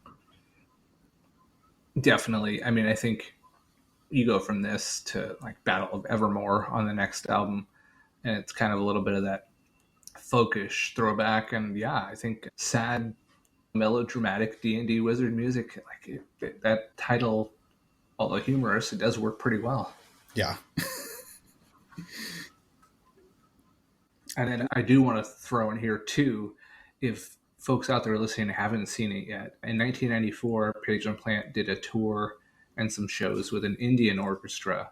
And this is one of the songs that was reworked on that, where it actually had like tablas and all the different stringed Indian instruments. And for me, like, I heard that album and then found the DVD of it. And instantly I was hooked on like the Ravi Shankar and all those Indian instruments from there, just to hear how cool it can be blended with rock music and how psychedelic it can sound. And just, I kind of was digging what they were getting at. So I would encourage anybody that hasn't seen it or heard it, like, find it and listen to it. It's incredible. Kind of, speaking of dethroning the Beatles, like, I feel like Led Zeppelin was always much more successful at blending that the kind of the thing that a lot of bands back then were doing was trying to find a way to incorporate Ravi and the sitar. And I feel like Led Zeppelin were always much more successful at that than the Beatles. God bless them. Yeah, it didn't seem shoehorned in. I mean, like, even the Beatles song "Within You, Without You," I think it's called. I mean, like, fantastic song, one of my favorites of the Beatles. But it's still kind of like, all right, we're learning some new sounds here. We're just going to use everything we have around us, and let's see if this all sticks together. Zeppelin, it felt very much organic, part of the songwriting process, and like, I don't know. I think you know what I'm saying, though. We're on the same page there. Yeah. Give me a clip of track 3, Celebration Day. I didn't bring Celebration Day to the party tonight. No, that was my bad. But hey, no, that's okay. That's okay. Maybe next time I'll bring it. Next time I'll bring them all. But no, it's a great one as well. Kind of that jaunty, slippery guitar riff. I don't know. It's a fun one. Yeah, I think the Rick Rubin quote on it, that was actually pretty good. He said it just feels like a freight train. Not that it's like powerful, but it just kind of has that like constant motion and just forward movement going on. Yeah, and that's another thing they get. They've always been good at, but here it kind of finds a new gear, is their version of the train blues type of a sound. Like this and a few other tracks, like they take various very obvious inspiration from that kind of song, and as is their signature, they add a white English twist on it that you got to hand it to them. They're long hair white boy blues. They have it down. Yeah. I mean, I feel like we've probably talked about it before, but yeah, there's for better or worse, like, there really is something to a completely removed culture of English people playing American roots blues that like creates something else that just works. Proven formula. So speaking of, the next song, Since I've Been Loving You, was definitely, like you said, kind of their effort to write a different kind of blues song, not just the traditional 12-bar blues like they had done before. So let's play a little clip of that real quick.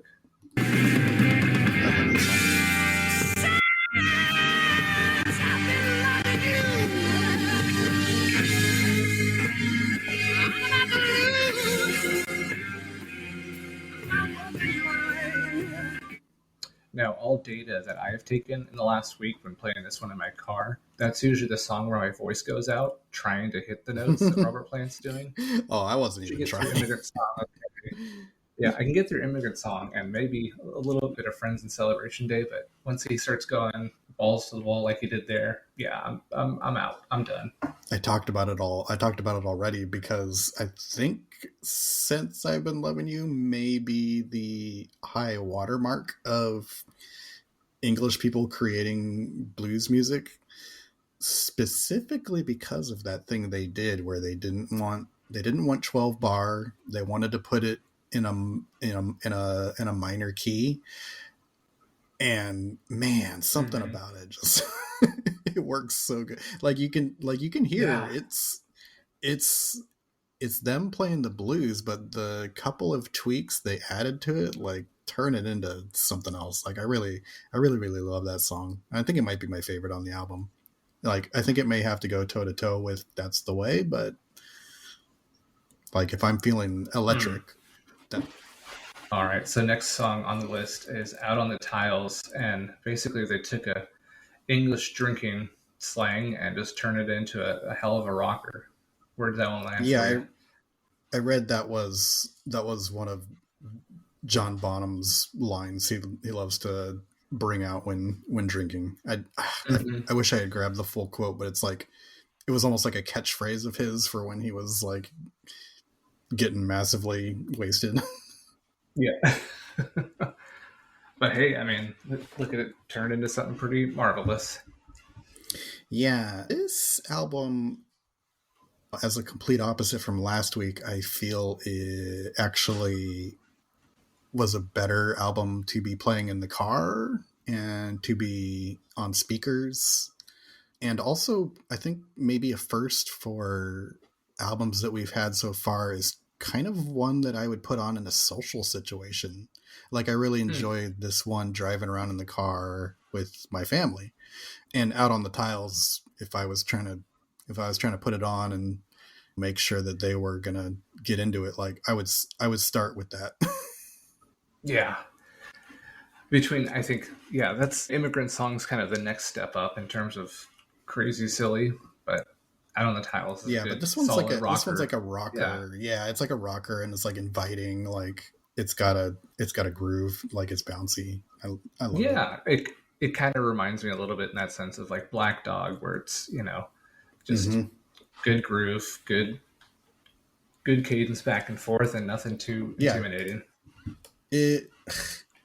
I mean, I hear tracks like those, and I just don't understand why critics would have a problem with them back then. Like, are you not hearing the same thing we're hearing? Like, I mean, obviously they were beloved by the people, so it's not like they were languishing in obscurity or like didn't feel appreciated. But like, yeah, like man, well, what's the problem?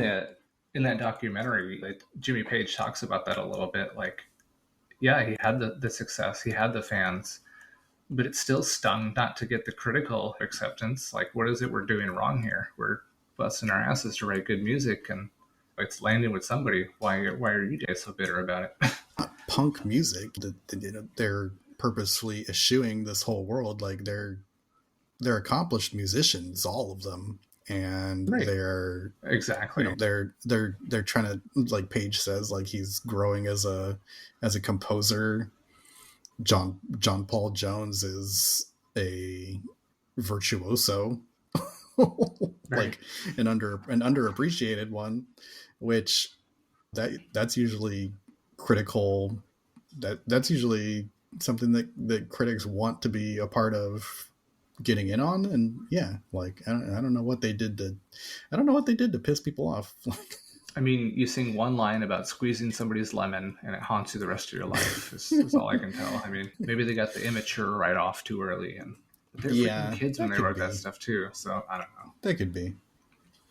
So next song on there, Gallows Pole, kind of a folk rendition based on some like older English folk songs. Nothing really specific, just kind of an amalgamation of a few, and then really another opportunity for Page and John Paul Jones to show off some of their instrument prowess, using 12 strings on this one, using banjos, mandolins, so kind of just a little bit of everything, almost like And it does sound symphony like of guitars. Yeah.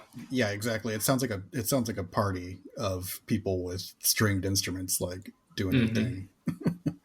No, it's a fun one. And yeah, if there's a song or two where you can kind of tip your cap to people saying like this is their acoustic album. I mean, they're still wrong for saying that that's something new, but I mean, there's acoustic songs on here for sure. Oh, totally. So the next one we have a clip of Tangerine, and I would say that one for me kind of almost rings as maybe like the pop ballad of the album, maybe in the way that like Rain Song was on some of the other albums, and they seem to always kind of have one or two of those worked in where it's let's let Robert sing and kind of sing his heart out. I only find it slips away to gray. The hours they bring me pain.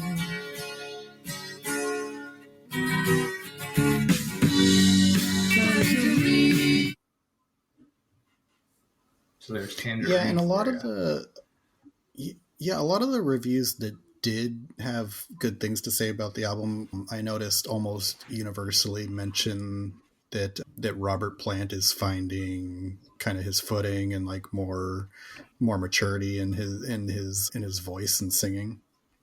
And that's definitely one place where you can hear it. Yeah, it's not reliant simply on shouting at the top of his vocal range. It's very restrained, and they kind of do some shifting back and forth with the major minor keys on this one. It really gives it a lot of diversity just within a simple song, but they illustrate kind of the sounds you can get just out of that simple switch. Yeah, and I think in the quote I had mentioned before, I think he was noting this song in particular as one where, you know, coming off of that really grueling tour and a couple of incidents where he had pushed it so far that he was having health problems, like he came in and was like, maybe I just want to sing a little bit more on an album instead of like reaching for the ultra high register that obviously I can do and obviously I will do, but yeah, no, sometimes I can lay down Tangerine, like. Exactly. And that's another thing. Song. Oh, I was going to say, like, that's another thing from this album where there's so many things that you can hear on it where you're like, you can hear it go forward. Like that's something that you can kind of see him find out on this album and go forward and he feels much more comfortable not having to lay down the fireworks all the time and like knowing where to put it and what to do with it. No, I always kind of thought within like the first three albums that Led Zeppelin 2, probably sound dumb, but like Led Zeppelin 2 was always a bit of a sequel to the first one, and even like a bit of a remake kind of in the Evil Dead 2 sense. And then Led Zeppelin 3 was really that first step forward into new territory where it's like, yeah, okay, we're capable of a lot more. Almost the Army of Darkness type thing where it's, yeah, we're leaning on some of the things that brought us here, but at the same time we're pushing new ground. Yeah. That is a good analog to think of. I mean, because we'd mentioned 2 was written and recorded in the midst of the touring coming off of number 1. So, I mean, it's hard to do a hard right turn and find a bunch of new influences when you are literally day in, day out while making this album playing the songs from Led Zeppelin 1. Like, you can't, it'd be tough to expect them to, yeah. Or hearing every night, which is you. Right, exactly. So the next song on here, That's the Way, we'll play a clip and talk about that one.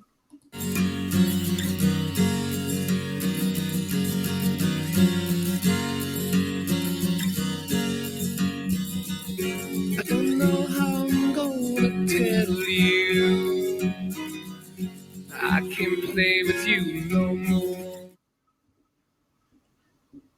Favorite on the album? It's, yeah, I think I had mentioned before that like this and Since I've Been Loving You are gonna have to battle it out. Like, I don't know if I could. I don't know if I could declare a winner. Yeah, or maybe we just give them their own custom awards and call it good. Yeah. I mean, when we talked about sad D&D wizard music, like this is the top of the mountain for me of that kind of music. Like, they will go on to do Stairway and, like you said, Battle of Evermore and stuff like that. But like, I don't know if it gets any better than right here.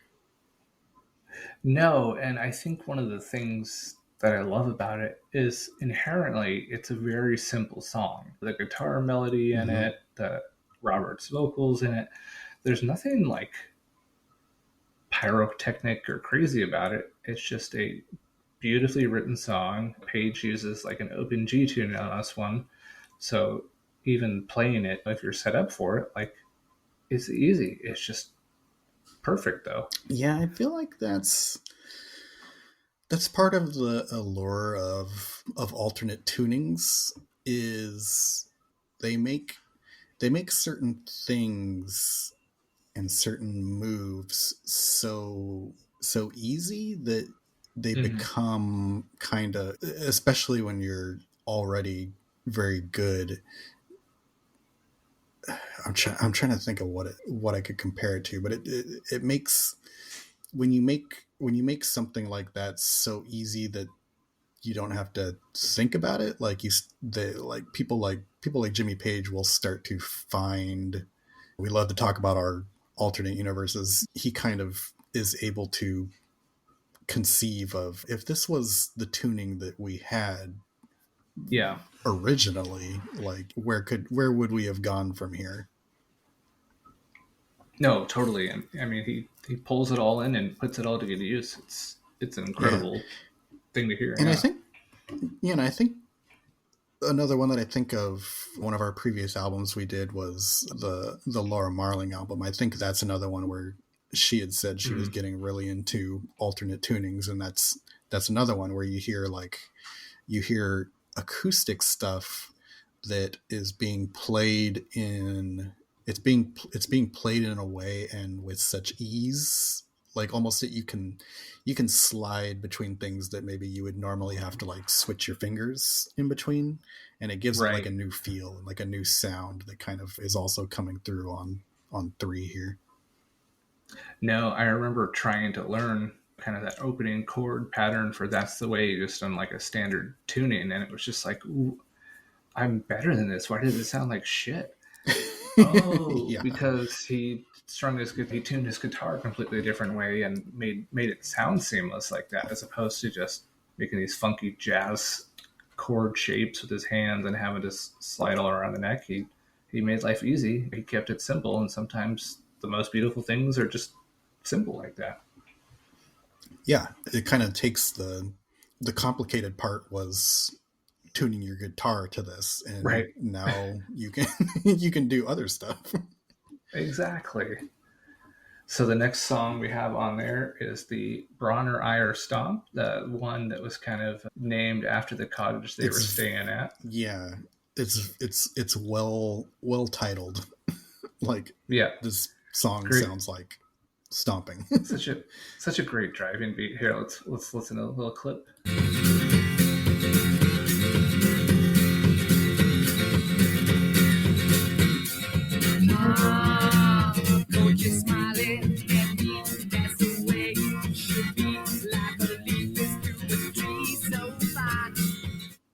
I mean, damn, got me tapping my foot. Yeah, already. Yeah, and this is it's almost to me it's almost a companion piece to Since I've Been Loving You, because it's again them taking the blues, a blues kind of standard mode, the kind of train blues song, and like putting their own spin on it. Yeah, and coming up with something really good. Yeah, it's not a cover or a tribute to. It's actually, let's put this through our artistic minds and see what comes out the other end. And yeah, it's an awesome song. Yeah, and like the the pairing of the last two songs here, this one and Hats Off to Roy Harper, it's the two that feel to me like the most, like that's where they didn't feel like they needed to be too cute about doing the blues. Like they I don't know if it's on purpose or not, but these last two, like those are the two that feel like they're like, you know what, we just want to play it. Like, even though I just talked about them putting a twist on it, like this still sounds very much rootsy American blues, which totally they've done very well previously, and they're doing really good here. Yeah, I mean, it makes a good segue into the next track. I mean, Robert Plant's literally just lifting like lines out of other blues songs to sing, while Jimmy does some like slide work, a little bit of this, a little bit of that, and kind of give it that lo-fi psychedelic sound to it. Yeah, there's not too much sauce on. There's not too much sauce on Hats Off to Roy Harper. Like this is they're doing it. They're playing the blues. Exactly. Yeah, it was a fun closing number, and it was interesting to read that of all the things on here, critics didn't like this one the most because they said it was them trying to basically cop CSNY style. So kind of like, again, they've been playing the blues since they started. This isn't exactly new territory. Yeah, that's definitely more. This is a you guys problem. This is not a Led Zeppelin problem. Right. Don't know what Led Zeppelin albums you were listening to before, but yeah, this isn't new. Any kind of final sum ups or opinions you didn't get to put in? I tried during the week to rank it in terms of like the Zeppelin albums, and I don't know. I think on a personal level, it's probably my second favorite, behind Physical Graffiti. But I think in some ways that's an unpopular opinion. I think 2, 4, Houses of the Holy would be my favorite. And then Led Zeppelin 3 as second place.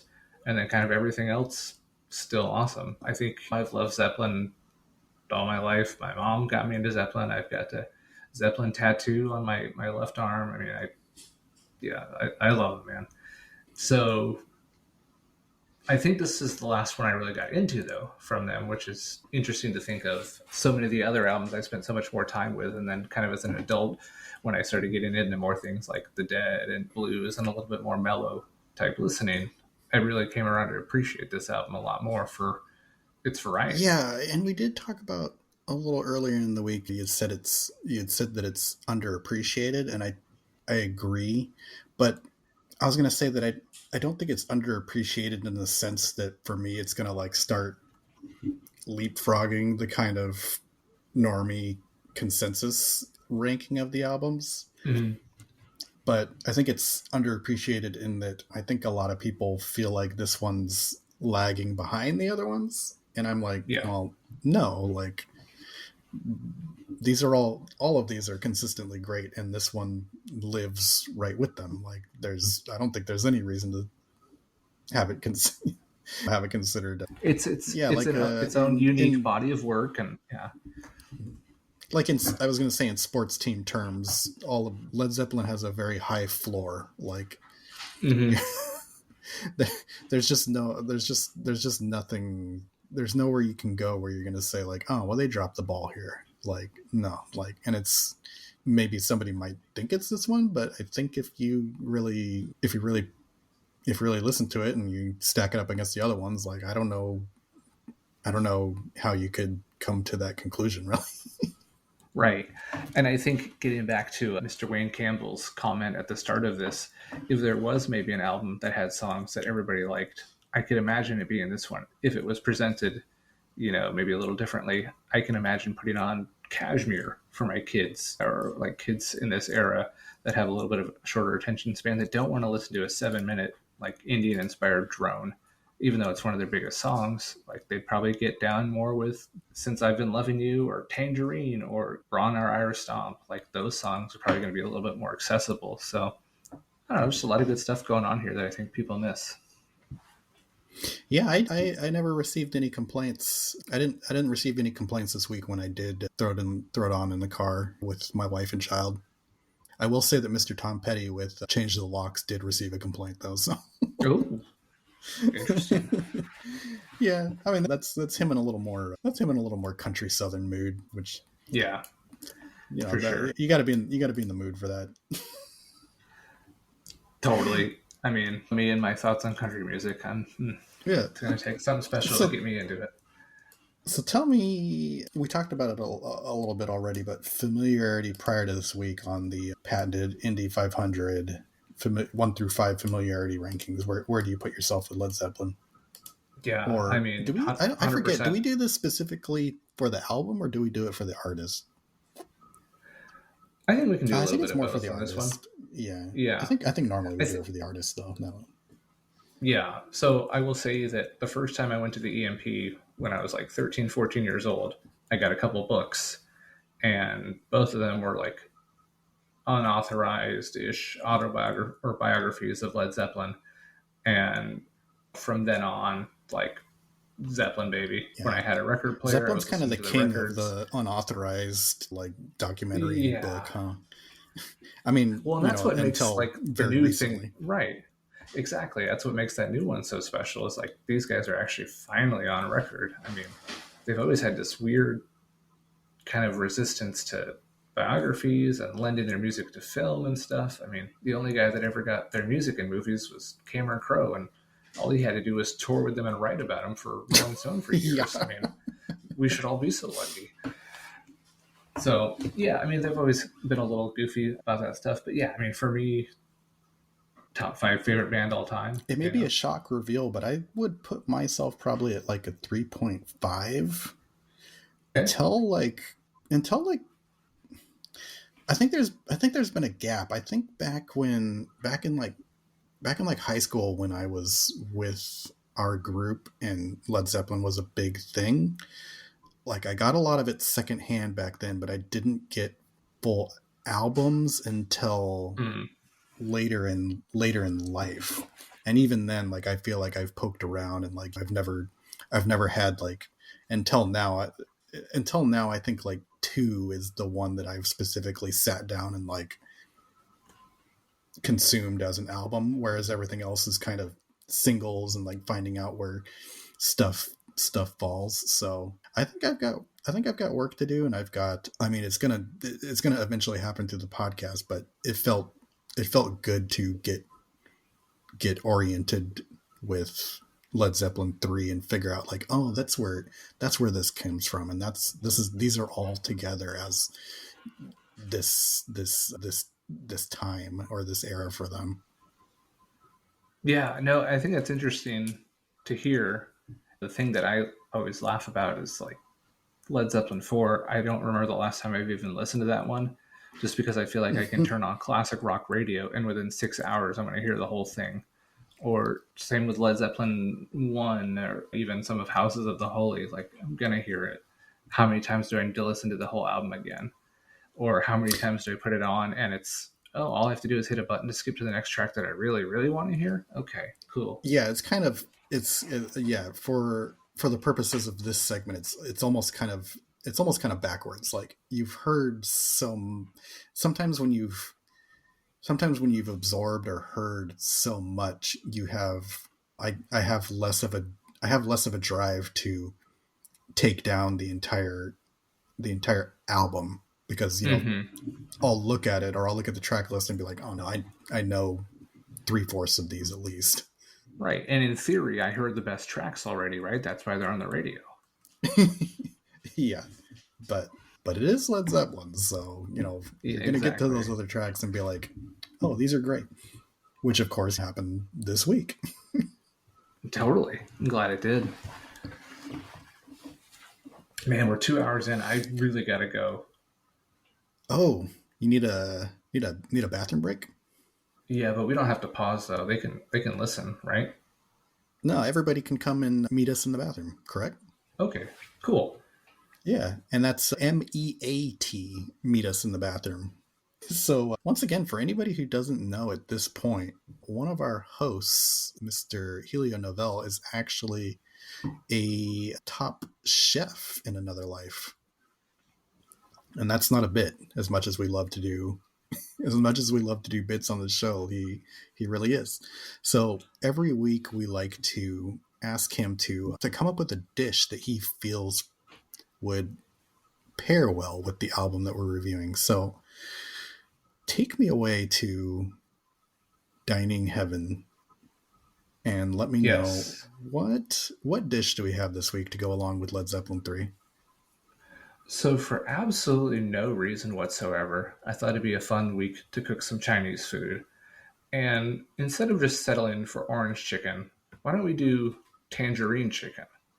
In the recipe I'm going to put up on the Substack, I'm going to share a new method I found this week about getting like the crispiest possible chicken fry on those little bits, kind of to give a little insight on that. I was looking at a Thai recipe that talks about setting out a bowl of cornstarch, pouring water on it for 10 minutes, and then whatever water is left on top, you empty it back into the sink. So that way all the cornstarch in the bowl is wet and pliable. And then you pour it over the chicken. It almost has this effect where like it slimes through everything and coats it. But then when you cook it, it is like perfectly crisp no matter how much sauce you put on it, no matter how long you leave it sitting out. It's just magnificent. So with that's super interesting. Yeah.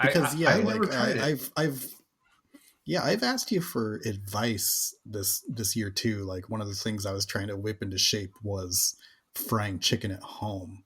And also because of recent events, I don't have eggs around as much. And I was trying to figure out like, can you really do like a really good fried chicken skin without eggs? And yeah, like a cornstarch mix.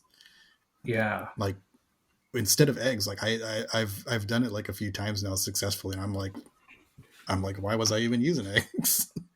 Right. Yeah. I mean, in this one, all I was doing was just like dicing up the chicken, marinating it for like an hour in a little soy, garlic, ginger, and then doing that cornstarch kind of saucing on the outside of it. Yeah, just get it in the fryer or get it in the wok and get it nice and crispy, cooking down a sauce on the side, and then also have a recipe on there for kind of like a more modern but traditional way to do fried rice. Maybe some secrets that people aren't aware of. I think there's a lot of misdirect on what it takes to make fried rice, so I'm going to share some tips on there. Yeah, I've definitely never. Yeah, and again, that's another thing that I've come to you for advice for. But like, yeah, I've never. Totally. I even went out of my way to request or to get a hold of a recipe book from the 40s for like Spanish rice. Yes. A Guamanian recipe from my grandma, and it's in there. And I've tried it, but I haven't been able to perfect it just yet. So that's another thing that I got to dial in. So I'll be interested to see, especially those two techniques to try something new and see if I can get it. Totally. Yeah. The one giveaway I'll give on the show about the rice is that a lot of people use things like soy sauce or whatnot to season the rice when they're cooking it. But actually, what a lot of the chefs do in Chinese restaurants is they'll use those little chicken bouillon powders, like the Knorr's brand, and they'll sprinkle that on there, and it kind of gets at that like chickeny, umami, not quite soy, but like that real pronounced flavor, MSG without the MSG, if you will.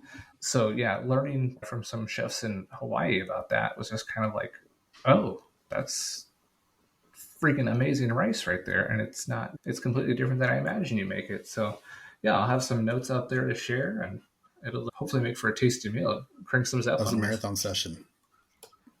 Sometimes happens with bands we love. Right. But we always come to to me it always feels like the toy in the Happy Meal.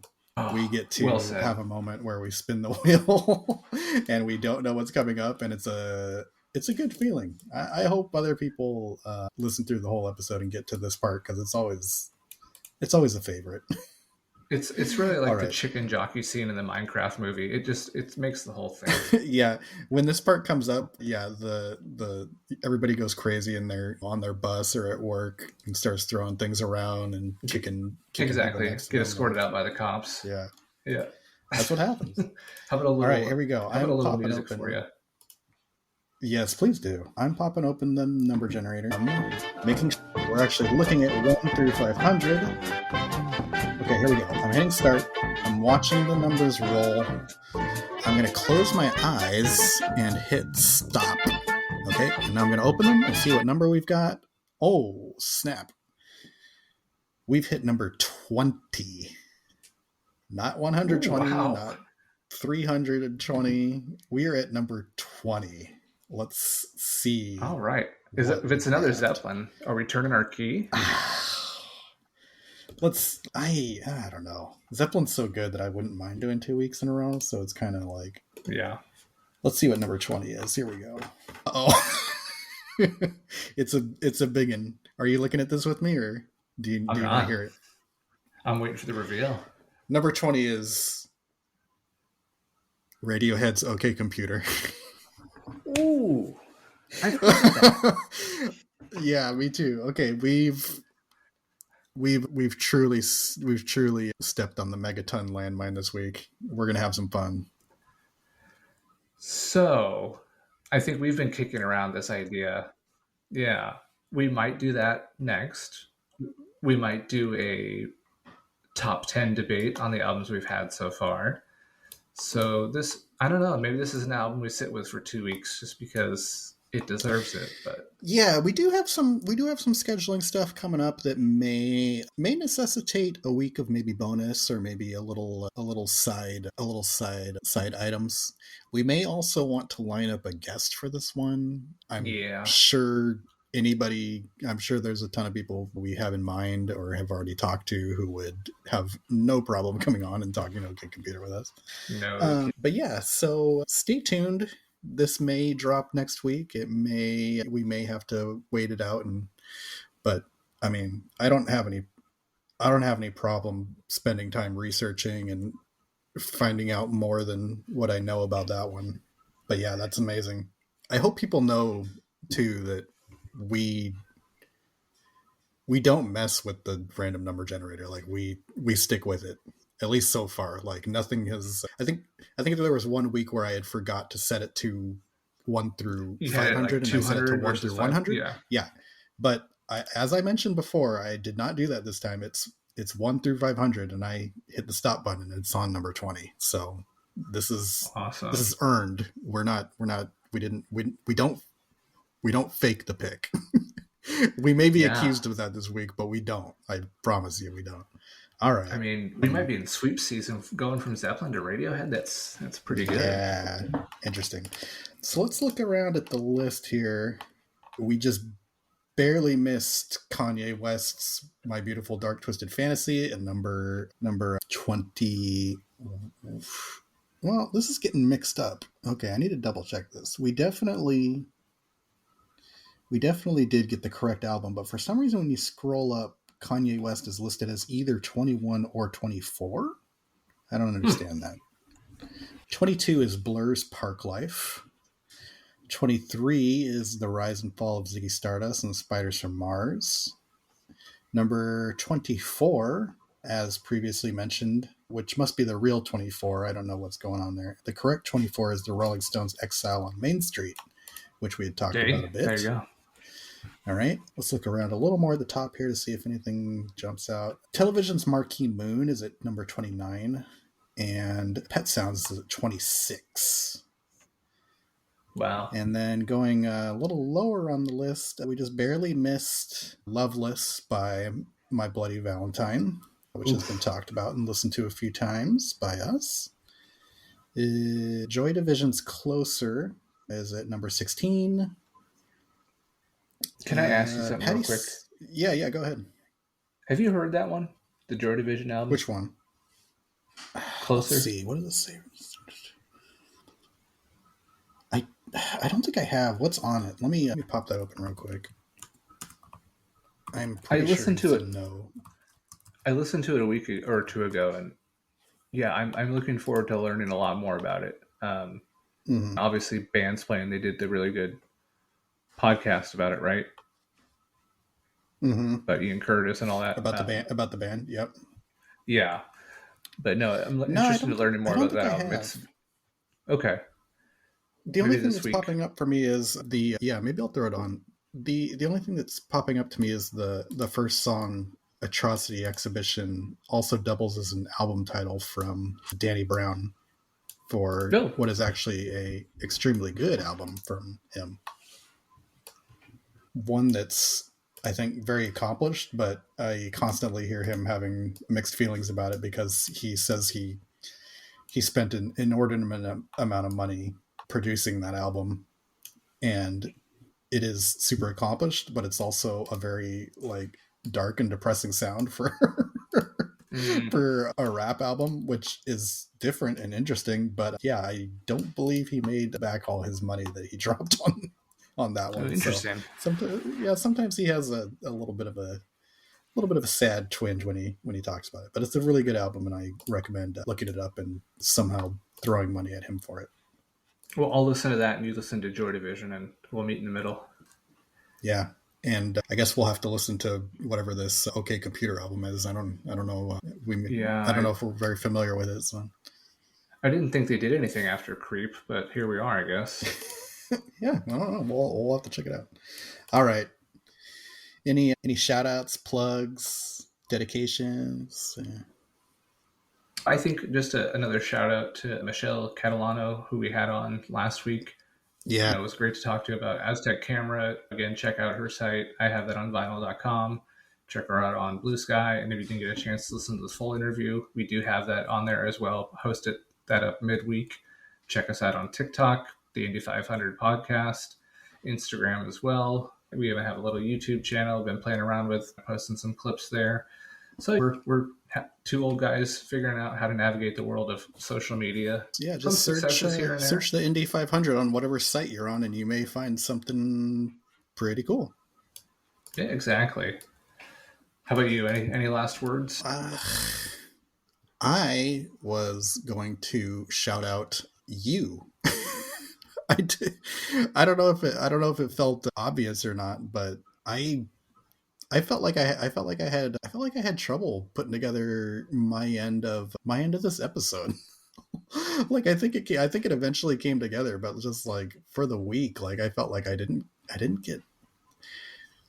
I don't know. Like I either didn't get the same amount of time, or I didn't get the same result out of all the time that I had usually for this week. But I felt lucky that you picked up a lot of segments and stuff. So I mean, honestly, I was going to take my hat off to you. Yeah. No, I appreciate that, but hey, there's going to be some weeks where it's going to be the exact opposite too, and I'm just going to sit back and let you cook, and sometimes you're going to sit back and let me cook, and then next week we'll let Rick cook on OK Computer, and we'll both kick our feet up. So yeah, maybe it's part of teamwork, man. It's this partnership. It's what we do.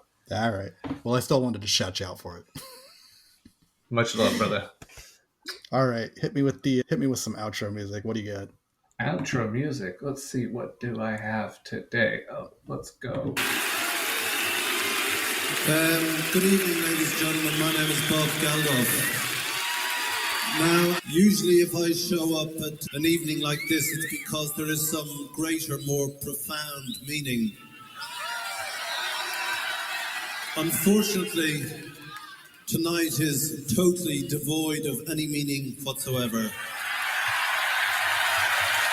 So will you please welcome home at last, live from hell, Spinal Tap! Here is something you should understand. Video research we will stand. It's a podcast and you will love it.